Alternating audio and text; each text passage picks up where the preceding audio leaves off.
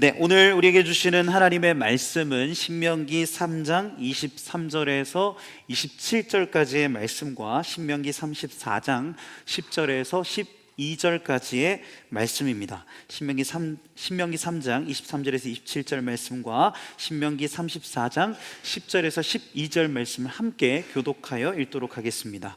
그때에 내가 여호와께 간구하기를, 주 여호와여, 주께서 주의 크심과 주의 권능을 주의 종에게 나타내시기를 시작하셨사오니 천지간에 어떤 신이 능히 주께서 행하신 일 곧 주의 큰 능력으로 행하신 일같이 행할 수 있으리이까. 구하옵나니 나를 건너가게 하사 요단 저쪽에 있는 아름다운 땅 아름다운 산과 레바논을 보게 하옵소서 하되, 여호와께서 너희 때문에 내게 진노하사 내 말을 듣지 아니하시고 내게 이르시기를 그만해도 족하니 이 일로 다시 내게 말하지 말라.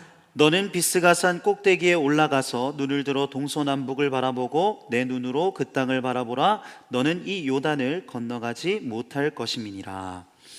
그 후에는 이스라엘의 모세와 같은 선지자가 일어나지 못하였나니 모세는 여호와께서 대면하여 아시던 자요, 여호와께서 그를 애굽 땅에 보내사 바로와 그의 모든 신하와 그의 온 땅의 모든 이적과 기사와 모든 큰 권능과 위엄을 행하게 하심에 온 이스라엘의 목전에서 그것을 행한 자이더라. 아멘. 제가 지난번 주일 설교 때도 여러분들에게 소개를 시켜드린 적이 있는데요. 2017년에 나왔던 영화 중에 교회 오빠라는 그러한 영화가 있습니다. 교회 오빠라는 영화. 네, 이 영화는 아주 평범했던 한 회사원 이관희 집사님의 아주 눈물겨운 이 신앙의 기록을 이렇게 영화화해서 또 이렇게 개봉을 했었는데요.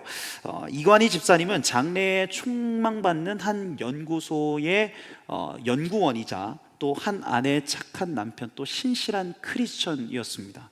우리가 흔히 말하는 착하고 신실한 그런 교회 오빠였어요.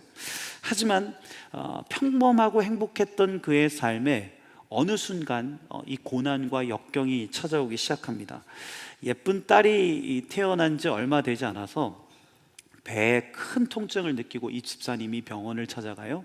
그런데 병원에서 진단받은 그 병명이 대장암 4기였습니다. 대장암 4기. 그는 아버지가 되는 기쁨과 함께 대장암 4기라는 아주 충격적인 진단을 받게 됩니다. 그런데 이것은 그의 고난의 시작이었어요. 이 아들 이관희 집사님이 대장암 4기 판단을 받고 난 이후에 그의 어머니는 이관희 집사님의 그 진단 소식을 듣고 그 충격에 시리에 빠져서 결국 스스로 목숨을 끊게 됩니다. 그리고 그뿐만이 아니라 그의 아내인 오은주 집사 또한 산후 우울증과 여러 스트레스에 시달리다가 참 거짓말처럼 혈액암 4기라는 판단을 받게 돼요. 새로 태어난 생명을 앞에 두고 자신의 암 진단도 모자라서 어머니의 죽음, 그리고 아내의 암 진단까지, 그야말로 상상하기 어려운 큰 고난들과 이 집사님이 마주하게 돼요. 그런데 이 영화를 보면서 참 기가 막힌 것은요, 이 집사님이 불평하거나 원망하는 기색을 보이지 않습니다. 끝까지 믿음과 신앙을 지키면서 신실하게 하나님을 신뢰하고요, 그 가운데서도 끝까지 살아내기 위해서 감사하고 기뻐하는 삶을 살아가요. 그는 늘 살 수 있다는 소망을 품고 끊임없이 하나님의 말씀을 붙잡고 하나님을 신뢰합니다. 그렇게 암과의 치열한 싸움을 계속해서 해나갑니다. 영화를 보는데 제게도 그런 마음이 들더라고요. 그 영화를 보는데, 그래, 저렇게 착하고 신실한 사람은 꼭 살아야 된다. 하나님, 저 이관희 집사를 꼭 살려주십시오. 영화의 끝에는 꼭 이 이관희 집사님이 꼭 기적처럼 사는 장면을 보게 해주십시오. 그렇게 간절한 마음으로 제가 영화를 보았던 그런 기억이 있습니다. 그런데 영화의 결말부는 제 바람과 제 생각과는 달랐어요. 영화의 결말부에 이관희 집사님은 다시 그 지긋지긋한 그 암이 재발됩니다. 그리고 결국 손 쓸 수 없을 정도로 그 암이 퍼져나가요. 결국 모든 치료를 다 중단하게 되고요. 마지막에는 이 영화의 끝에서 이관희 집사님은 고통스러운 임종을 맞이하게 됩니다. 영화를 다 보고 나서 한편으로 그 이관희 집사님의 삶과 신앙이 참 도전이 되고 감동이 되기도 했지만, 제 마음 한켠에는 이 해결할 수 없는 질문이 올라오는 것이 느껴졌어요. 주님, 왜입니까? 그가 왜 죽어야 됩니까? 그는 끝까지 주님을 잘 믿었습니다. 주님이 살려주셨어야죠. 주님이 살게 하셨어야죠. 이러한 마음들이 제가 영화를 본 다음에 그러한 마음들이 제 마음 가운데 생기는 거예요. 그렇습니다. 우리도 인생을 살다 보면요, 종종 그럴 때가 있습니다. 우리의 삶과 신앙에서 참 납득하기 힘들고 이해할 수 없는 일들이 우리의 삶 가운데 일어날 때가 있죠. 나름 신앙을 잃지 않고 믿음을 지키면서 신실하게 살았어요. 그리고 다른 사람들보다도 더 성실하게 열심히 살았습니다. 하루하루 주어진 일상에 최선을 다했어요. 하지만 현실은 좀처럼 바뀌지 않는 거예요. 힘들고 어려운 상태 그대로인 겁니다. 아니, 시간이 지날수록 우리의 상황과 현실이 더 답답해지고 더 우울하게 느껴질 때가 우리에게 있습니다. 알 수 없는 질병 때문에 우리가 괴로워하기도 하고, 또 도저히 열리지 않을 것 같은 이 취업과 진로의 문 때문에 우리가 절망하기도 하고, 더 나아가 감당할 수 없는 그 삶의 재앙과 고통이 우리의 삶 가운데 찾아오기도 하죠. 그러한 현실 가운데 우리는 종종 낙담하고 좌절합니다. 그리고 순간순간 예기치 않게 찾아오는 인생의 고난 앞에서 우리는 어찌할 바를 알지 못할 때가 있습니다. 하나님을 믿고 신뢰한 결과가, 그렇게 하루하루 최선을 다해 산 결과가 고작 이런 거라니 실망스러워요. 그래서 세상은, 사람들은 그런 우리를 비웃듯 말합니다. 야, 하나님 믿으면 뭐하냐? 네 삶에 바뀌는 게 없잖아. 야, 그렇게 열심히 살면 뭐해? 지금 봐, 똑같잖아. 너 아직도 모르겠어? 네 인생은 실패한 거야. 네 인생은 이제 끝난 거야. 오늘 본문의 모세, 그는 오늘 본문에서 그의 마지막 여정을 보내고 있습니다. 아마 모세 자신도 직감했을 거예요. 자신이 이제 마지막을 향해 가고 있다는 것을. 사실 지금까지 그의 인생을 돌아보면요, 그는 참 녹록치 않은 인생을 살았습니다. 그러한 삶을 살았어요. 정말 파란만장했습니다, 이 모세의 삶이. 그는 태어날 때부터요, 죽임을 당할 위기에 처하게 됩니다. 네, 살해 위협에서 기적적으로 갈대 상자에 쌓여서 강에 떠내려갔다가 애굽 바로의 딸 공주의 손에 들려져서 그렇게 건짐을 받게 돼요. 그리고 그는 40년간을 이집트의 왕궁에서 양아들로 살게 됩니다. 그때까지만 해도 이 모세의 삶이 참 괜찮은 것처럼 보였어요. 그런데 그의 나이 40세였을 때 그는 참 혈기왕성했습니다. 그리고 그에게 한 장면이 보여져요.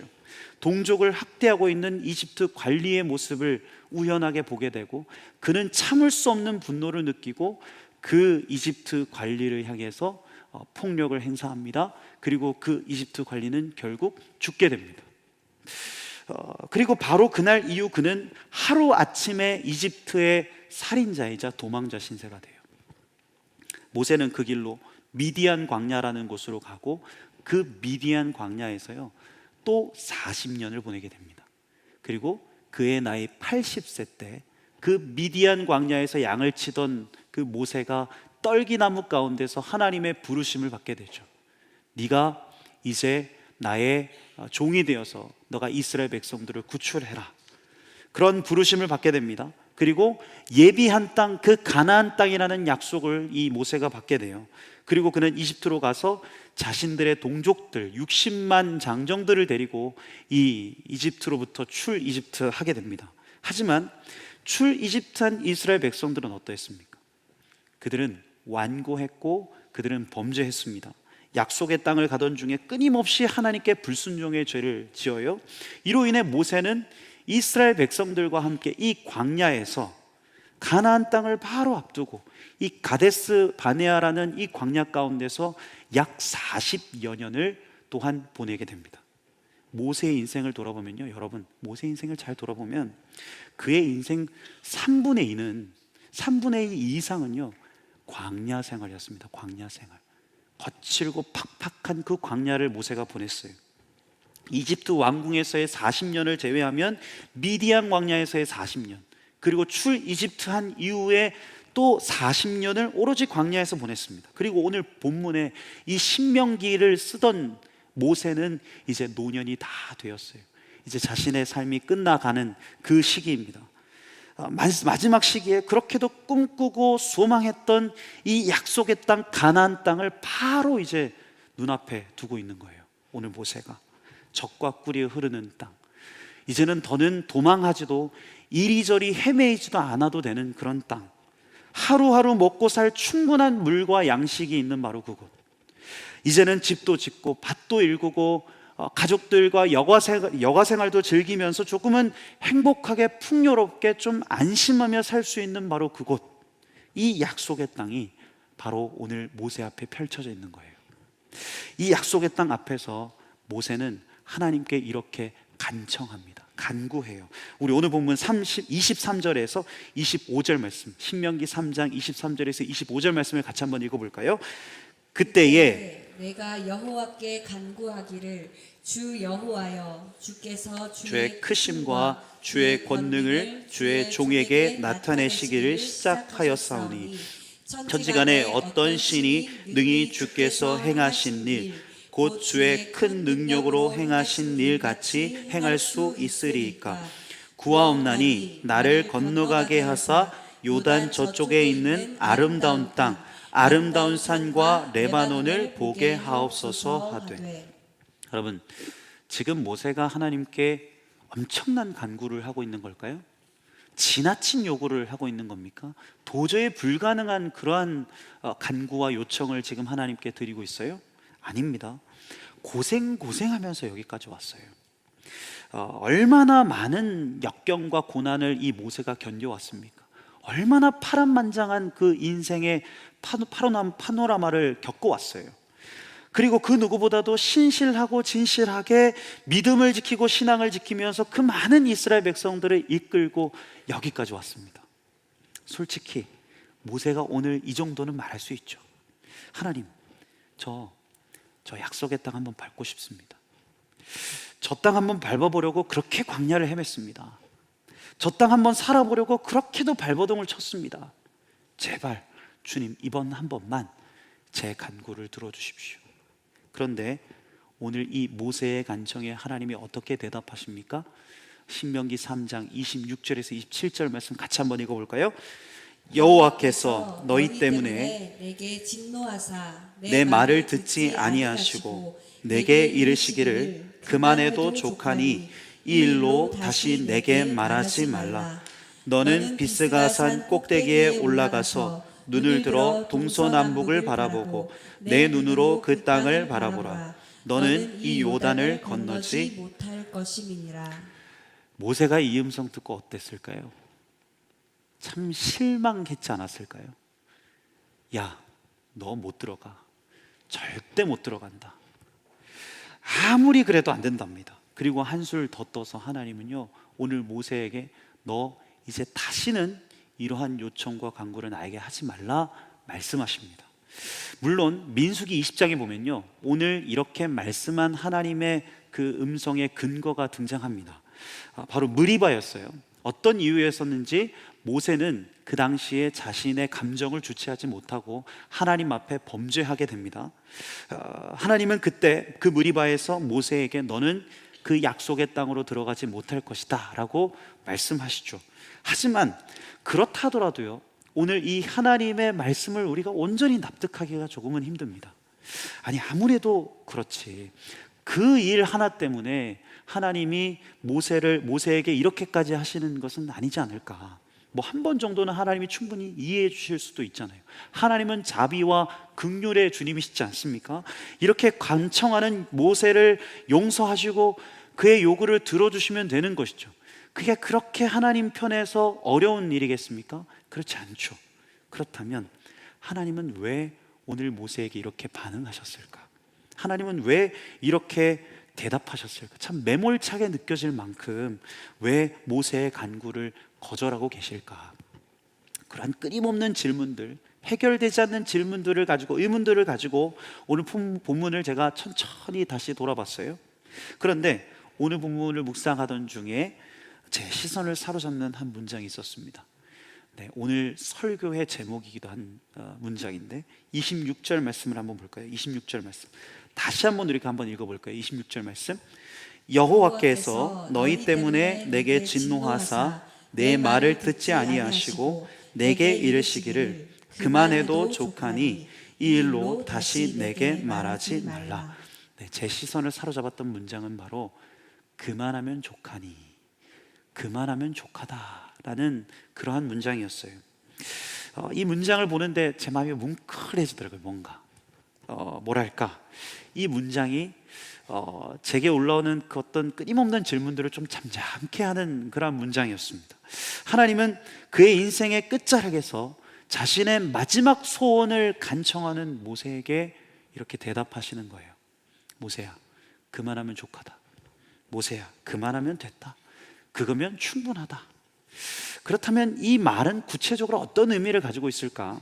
신명기를 계속 우리가 읽다 보면요, 우리가 신명기의 마지막 장, 신명기의 마지막 장에서도 마지막 단락을 보면 이 문장을 아주 명확하고도 아주 구체적으로 우리가 깨달을 수 있습니다.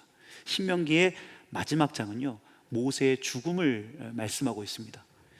그 중에서도 이 마지막 단락은 모세의 죽음 이후에 하나님이 모세의 전체의 인생을, 모세의 존재를 어떻게 평가하느냐, 그 정리와 평가를 말씀하고 있는데, 우리 다 함께 신명기 34장 10절에서 12절 말씀을 같이 한번 읽어볼까요? 34장 10절에 12절 말씀, 그 후에는 이스라엘의 모세와 같은 선지자가 일어나지 못하였나니 모세는 여호와께서 대면하여 아시던 자요, 여호와께서 그를 애굽 땅에 보내사 바로와 그의 모든 신하와 그의 온 땅의 모든 이적과 기사와 모든 큰 권능과 위엄을 행하게 하심에 온 이스라엘의 목전에서 그것을 행한 자이더라.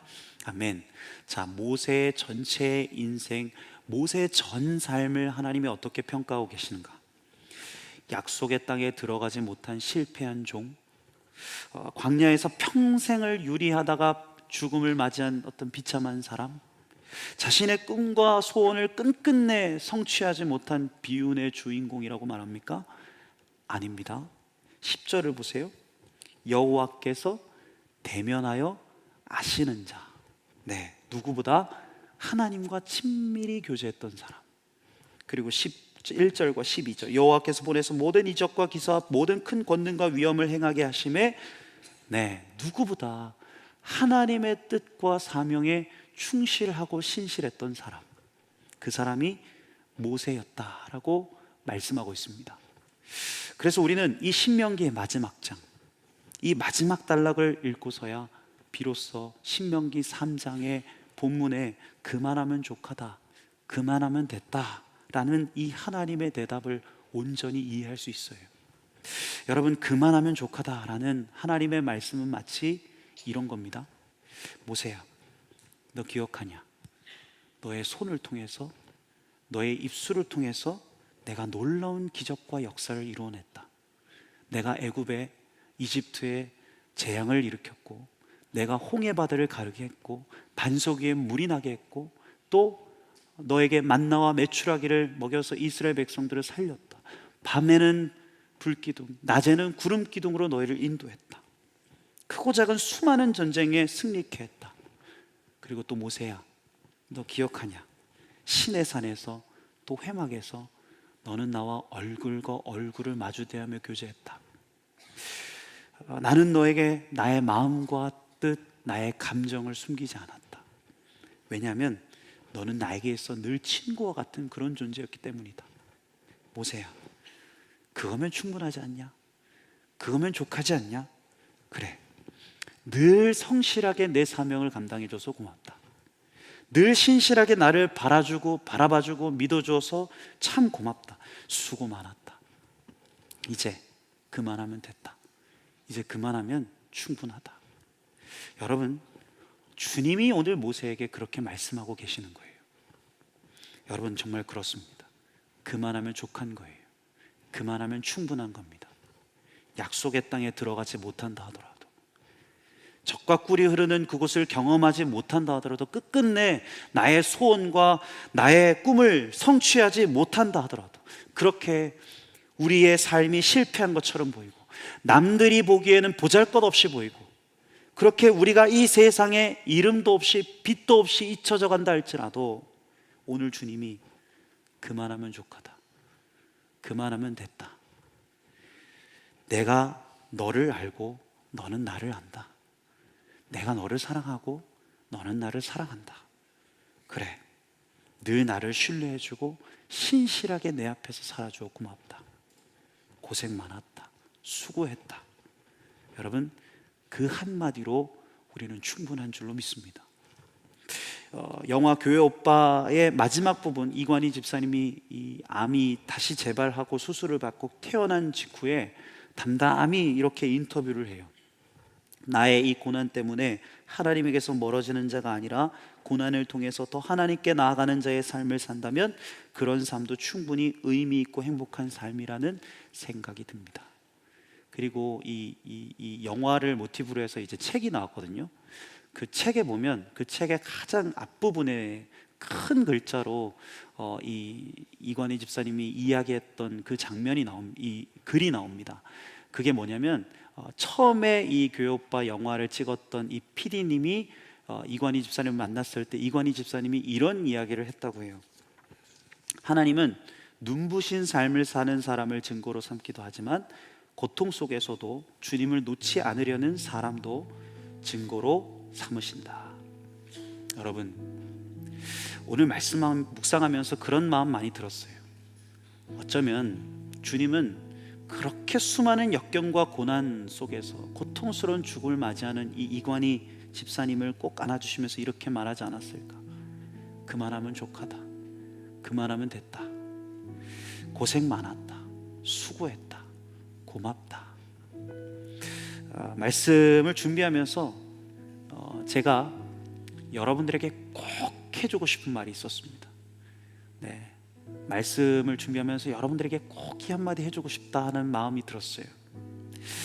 저는 이 말이 오늘 저에게도 또 여러분에게도 주님이 들려주고 싶은 하나님의 음성이라고 믿습니다. 여러분, 실패해도요, 실수해도 괜찮습니다. 다시, 사랑하는 여러분, 정말입니다. 실패해도 실수해도 괜찮습니다. 말씀을 준비하면서 이 말 여러분들에게 꼭 해주고 싶었어요. 주님은 오늘 본문을 통해서 우리에게 이렇게 말씀하십니다. 누구야? 실수해도 실패해도 괜찮아. 나는 너를 판단하지 않고 나는 너를 정죄하지 않는다. 내가 너를 알고 네가 나를 알면 그러면 된 거다. 네가 나를 사랑하고 내가 너를 사랑한 것만으로 된 것이다. 그만하면 족하다. 그거면 됐다. 혹 이 가운데 나 자신이 너무 보잘것없고 볼품없어서 내 삶이 무가치하다고 생각되는 지체가 있습니까? 아니면 혹 너무 어둡고 막막한 현실 가운데 이제 다 포기해버리고 싶고 다 놔버리고 싶은 그런 지체가 있습니까? 이해될 수도 없고 감당할 수도 없는 그 수많은 고난과 역경 가운데서 밤마다 눈물 흘리는 지체가 혹 여기 있습니까? 하나님은 오늘 여러분들에게 말씀하십니다. 누구야? 아파하지 마. 내가 너를 안다. 너무 절망하지 마. 나는 끝까지 너를 사랑한다. 그거면 충분하지 않냐? 내가 너를 알고 네가 나를 알면 되는 거다. 내가 너를 사랑하고 네가 나를 사랑하는 것, 그 하나만으로 충분한 거야. 그만하면 됐다. 그만하면 충분하다. 오늘 말씀을 마무리하면서 우리가 이 찬양 함께 고백하기를 원합니다. 주님만 사랑하리. 네, 오늘 이것이 우리가 주님 앞에 고백할 수 있는 최고의 고백인 줄로 믿습니다. 주님이면 충분합니다. 주님, 우리의 인생은 주님이면 됩니다. 우리가 고백하면 주님이 말씀하실 거예요. 그래, 그만하면 됐다, 그만하면 충분하다. 여러분, 이 주님과의 관계, 주님과의 만남, 주님과의 사랑이 우리 가운데 온전하게 회복되어지기를 원합니다. 우리 이 찬양 함께 고백하면서 주님 앞에 나가기를 원합니다. 주님만 사랑하리.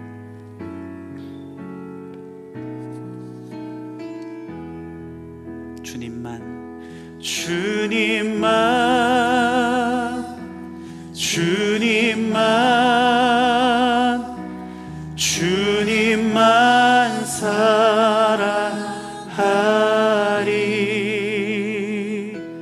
나의 왕, 나의 주님을 더욱 알길 나 주님께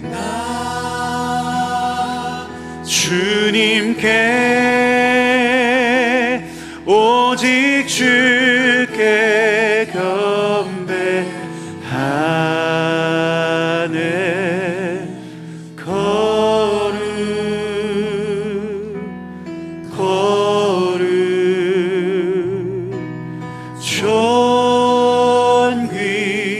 존귀하신 주님 사랑합니다.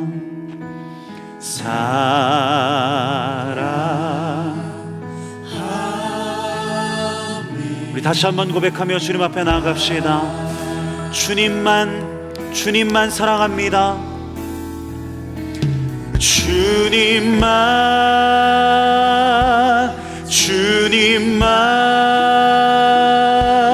주님만 사랑하리.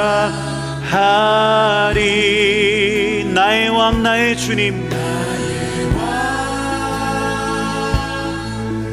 나의 주님, 주님을 더. 주님, 이것이 우리의 평생의 고백인 줄로 믿습니다. 나 주님께 오직 주께 경배하네. 거룩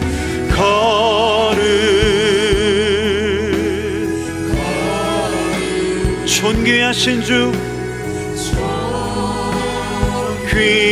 존귀하신 주, 주님 사랑합니다.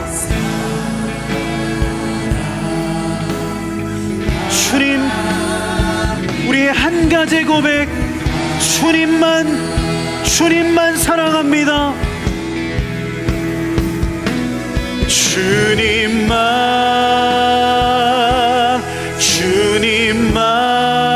오직 주님만 사랑하리.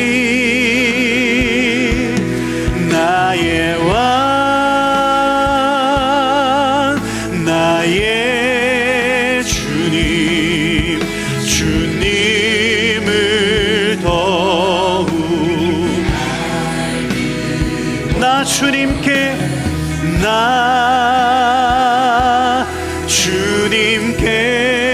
오직 주께 경배하. 거룩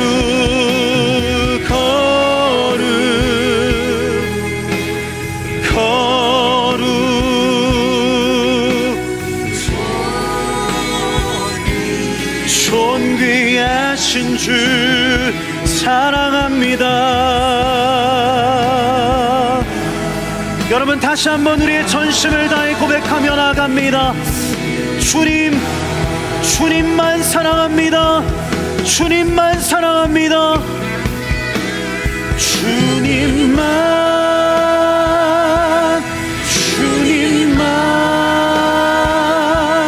주님만 사랑하리. 나의 왕, 나의 주님, 더욱 알길 원해. 나 주님 주님께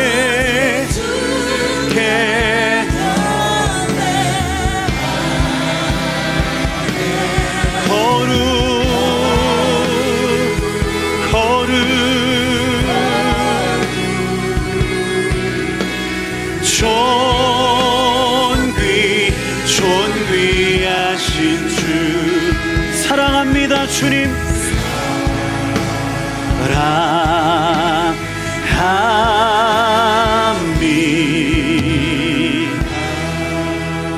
여러분, 혹시 이 자리 가운데 나는 실패한 인생이야 라고 생각하는 지체가 있습니까?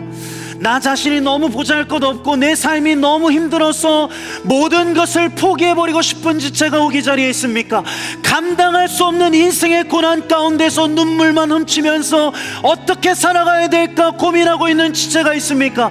여러분, 여러분들의 마음을 하나님 앞에 토로하십시오. 여러분들의 그 솔직한 마음, 깨어진 심령, 여러분들의 그 거친 삶을 주님 앞에 토로하십시오. 주님이 이 시간 우리를 만져주실 것입니다. 신실하신 하나님께서 여러분을 한 사람 한 사람을 만지시고 말씀하실 거예요. 내가 너를 사랑한다. 나는 너를 끝까지 포기하지 않아. 주님이 말씀하실 것입니다. 주님이 그 따뜻한 품으로 우리를 꼭 끌어안아 주실 것입니다. 이 시간 우리의 삶을 주님 손에 올려드리고 우리의 인생을 주님 손에 깨뜨리며 시간 기도하면서 주님 앞에 나가도록 하겠습니다. 기도하겠습니다. 은혜의 주님, 하나님, 우리의 인생을 주님 앞에 깨뜨립니다. 우리의 삶을 주님 손에 올려드립니다. 주님이 우리 가운데 말씀하십니다. 그만하면 족하다. 그만하면 충분하다. 하나님이 우리를 사랑하시고 우리가 주님을 사랑하는 것 그 한 가지, 주님이 나를 아시고 내가 주님을 아는 것 그 한 가지로 주님은 족하다, 충분하다 말씀하십니다. 하나님, 이 자리 가운데 주님, 깨어진 마음 때문에 답답한 인생의 현실 가운데 나는 실패한 인생이야 절망하며 고통하고 있는 지체가 있습니까? 주님, 주의 사랑으로 그 지체들 한 사람 한 사람 품어주십시오. 하나님의 그 놀라운 사랑, 하나님의 그 신실하신 은혜로 우리 지체들 한 사람 한 사람을 품어주시고 주님, 오늘 모세에게 말씀하셨던 것처럼 우리 가운데도 찾아오셔서 말씀하여 주옵소서. 아프지, 고통스럽지, 너의 삶을 내가 다 안다. 너의 삶을 내가 깊이 사랑한다 말씀하시는 하나님의 음성 앞에 우리도 반응할 수 있도록 인도하여 주옵소서. 하나님, 그 자리 가운데서 하나님을 부릅니다. 하나님을 찾습니다. 우리의 인생의 전부 되신 주님, 우리의 인생의 가장 유일한 이유가 되시고 삶의 목적 되신 주님의 이름을 부릅니다. 우리의 삶을 회복해 하여 주십시오. 우리의 인생을 주의 사랑 안에서 온전히 회복할 수 있도록 인도하여 주옵소서. 주님, 우리가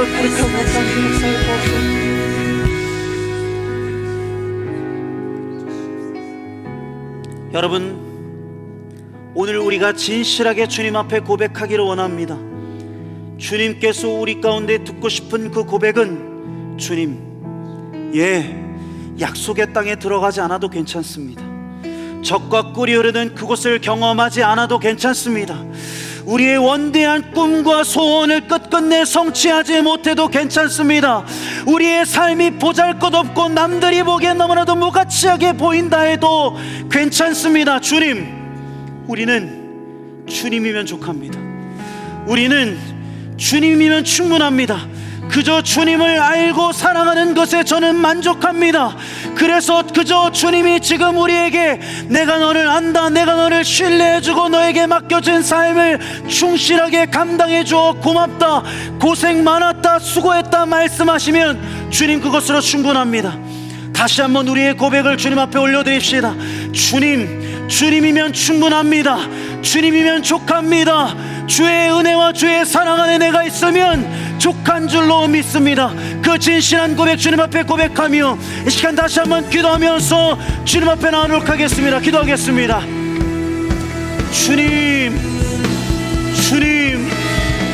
주님이면 족합니다. 주님이면 충분합니다. 주님만 사랑합니다. 나의 인생의 가장 유일한 목적이요, 나의 삶의 유일한 이유와 소망 되신 주님, 주님이면 충분합니다.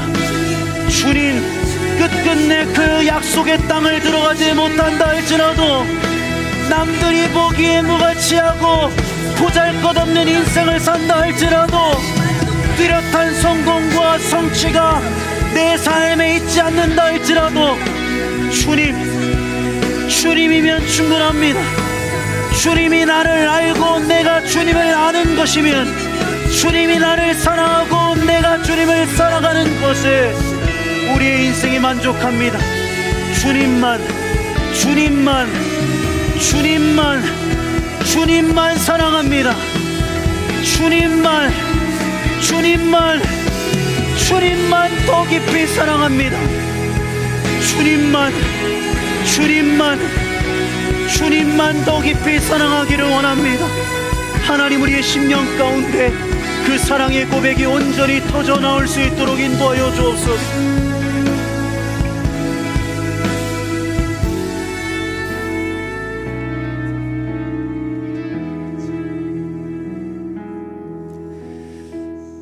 주님, 약속의 땅 앞에서 세상적인 성공과 세상적인 기준으로 가치 있는 삶이라는 그 안락한 성공의 보장 앞에, 하나님, 우리가 그렇게 고백할 수 있는 결단 있기를 소망합니다. 주님은 우리의 성취나, 주님은 우리가 이루어 놓은 업적이나, 주님은 우리의 스펙을 보시는 것이 아니라, 주님은 우리의 마음의 동기를 살피시는 분임을 믿습니다. 주님이 나를 알고 내가 주님을 아는 것에, 주님이 나를 사랑하시고 내가 주님을 사랑하는 것에 우리가 만족하기를 원합니다. 주님이 나의 유일한 삶의 이유가 되시기에, 주님이 나의 삶의 유일한 목적 되시기에, 그렇습니다. 주님이면 충분합니다. 내 인생이 실패한 것처럼 보이고 세상 사람들이 보기에 무가치하다 여겨진다 할지라도, 내가 나를 봐도 참으로 보잘것없는 것이 내 인생이라 할지라도, 하나님, 내 마음에 있는 그 진실한 고백, 주님만 사랑합니다. 주님만 더 사랑합니다. 그 고백을 보시고 주님 말씀하십니다. 그래, 그거면 됐다. 그거면 충분하다. 고맙다. 참 고맙다. 주님, 오늘 모세처럼 세상이 아니라 사람이 아니라 하나님께 인정받는 삶 살아갈 수 있는 우리 모두 되어질 수 있도록 인도하여 주시고, 세상의 성공보다도 주님과의 친밀함의 성공을 거두는 우리의 인생 되어질 수 있도록 인도하여 주옵소서. 그렇게 주님을 깊이 사랑하되 날마다 더욱 깊이 사랑하는 우리 YKD 공동체 되어질 수 있도록 인도하여 주옵소서. 이 모든 말씀 살아계신 우리 구주 예수 그리스도 이름으로 기도합니다. 아멘. 우리 앞뒤 잡음 바라보시면